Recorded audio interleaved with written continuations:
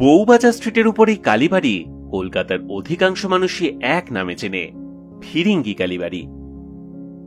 লোকমুখে শোনা যায় যে এই মন্দির নাকি প্রতিষ্ঠা করেছিলেন কবিয়াল অ্যান্টনি ফিরিঙ্গি, কিন্তু সত্যি কি তাই?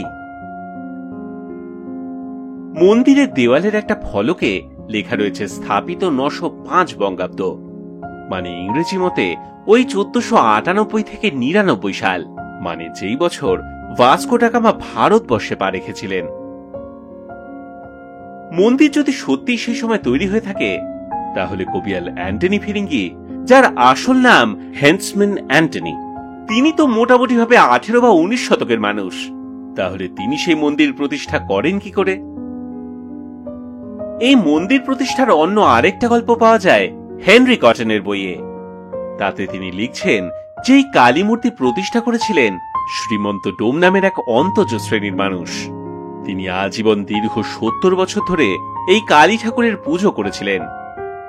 আপনাদের আগেই একটা ভিডিও বলেছিলাম যে এই বউবাজার, লালবাজার অঞ্চলে একসময় অনেক ইউরেশিয়ান বা ফিরিঙ্গিদের বাস ছিল। কলকাতায় তখন লালদিঘি অঞ্চলকে কেন্দ্র করে গড়ে উঠেছিল সাহেপাড়া বা হোয়াইট টাউন, আর শহরের উত্তর দিকে অর্থাৎ কুমোরটুলি, আহিরিটোলা, বাগবাজার, শোভাবাজার, শ্যামবাজার চত্বরে ছিল এদেশীয় মানুষদের বাস, আর সেটাকে বলা হতো ব্ল্যাক টাউন। আর তাদের মোটামুটি ঠিক মাঝামাঝি জায়গায় অর্থাৎ এই বউবাজার অঞ্চলে ছিল ইউরেশিয়ান বা ফিরিঙ্গিদের বাস, আর তারা মাঝে মধ্যেই বসন্ত রোগ বা স্মল পক্সে ভুগত। আর সেসব বসন্ত রোগীদের সারিয়ে তুলতেন শ্রীমন্ত ডোম। সেই কারণেই কালী মূর্তির পাশে কিন্তু মা শীতলারও মূর্তি রয়েছে।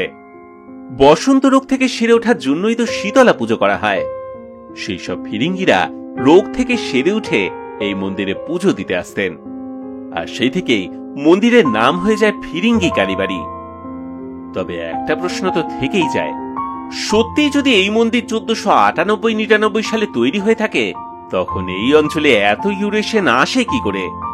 কবিয়াল অ্যান্টনি ফিরিঙ্গির কথা তো ছেড়েই দিন, শ্রীমন্ত ডোমো কি সত্যি এই মন্দির তৈরি করিয়েছিলেন, নাকি মন্দির প্রতিষ্ঠাতার নাম কালের অতলে তলিয়ে গিয়েছে? তাছাড়া সেই সময়, মানে আজ থেকে 500 বছরেরও বেশি আগে, এই বউবাজার অঞ্চলের অস্তিত্ব সত্যি ছিল কি? সেই উত্তর আজ আর কেই বা বলতে পারে। তবে এই মন্দির নিয়ে হেনরি কটন তার বইয়ে একটা মজার কথা লিখে গিয়েছেন। তিনি লিখছেন, This Kali stands on a white figure representing a dead male. ছাই ভস্য মাখা মহাদেবকে তিনি সাদা চামড়ার পুরুষ তো বলেইছেন, কিন্তু তাকে মৃত কেন ভাবতে গেলেন কে জানে। ফিরিঙ্গি কালীবাড়ি নিয়ে এই ভিডিও কেমন লাগলো আপনাদের, সেটা লিখে জানান কমেন্ট সেকশনে। ভালো লাগলে লাইক, শেয়ার ও সাবস্ক্রাইব করতে ভুলবেন না, আর সঙ্গে থাকবেন গল্প হলো সত্যি সঙ্গে। আজকের মতন এতটুকুই রইল। ধন্যবাদ, নমস্কার।